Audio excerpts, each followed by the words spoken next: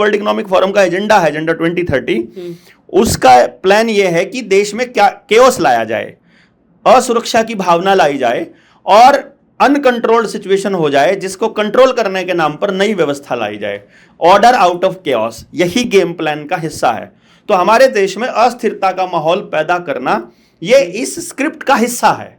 अब दूसरी तरफ ये हो सकता है कि देश के लोग इस तानाशाही को, इस गुलामी को स्वीकार कर लें, क्योंकि यदि अन्याय जब हो रहा हो और आपका खून ठंडा हो, उबाल ना मार रहा हो, आपको गुस्सा ना आ रहा हो, तो इसका यह मतलब माना जाएगा कि आपने गुलामी को स्वीकार कर लिया है। इसका यह मतलब माना जाएगा कि आप अब यह मान चुके हैं कि आपके अंदर लड़ने की ताकत नहीं रही है और अगली पीढ़ियों का गुलाम होना तय है। जैसा वो लोग चाह रहे हैं, फिर तो हम वैसे बन चुके हैं। नहीं, मैं तो नहीं बना हूं, आप बन गए होंगे, मुझे नहीं मालूम। आप जो बात कह रहे हो ना, जो गुलामी स्वीकार कर रहा है, तो उनके मन में तो यही होगा ना कि भाई जैसा हम चाहते थे, जैसे ये लोग बने हुए वैसे बन रहे हैं।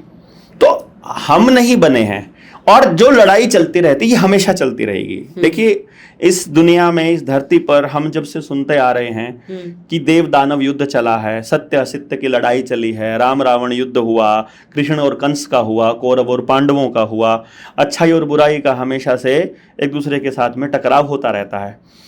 जो अच्छे की तरफ रहते हैं वो भी बहुत लोग सरवाइव करते हैं, और जो बुरे की तरफ रहते हैं वो भी बहुत लोग सरवाइव करते हैं। जो सरवाइव नहीं करते हैं वो बीच के लोग हैं, या तो जो किराए पर लिए जाते हैं। जैसे सेना है, सेना का आदमी किराए पर उठाया हुआ लड़ाका होता है, पैसे दे करके लड़ना उसका काम होता है, वो दोनों तरफ के लोग मरते हैं, वो आम जनता है।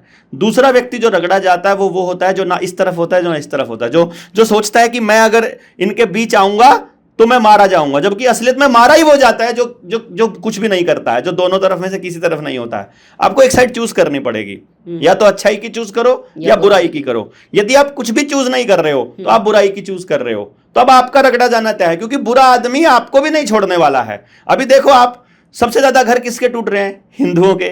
सबसे ज्यादा बच्चे वैक्सीन से नपुंसक किसके हुए? हिंदुओं के।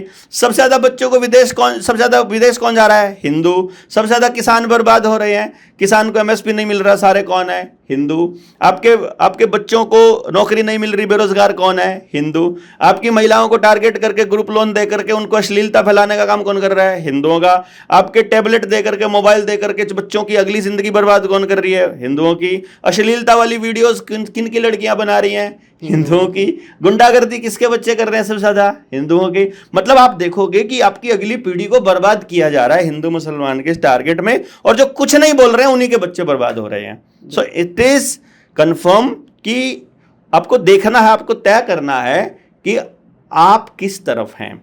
तो हमने अपनी दिशा तय की हुई है भाई। हम लोग अपनी आज़ादी, अपनी सोवेनिटी, अपने देश की, अपनी नागरिकता, अपनी जड़ों को बचाने के लिए हम लोग लड़ेंगे। हमें मरना है, जो नहीं लड़ रहे हैं उनको भी मरना है।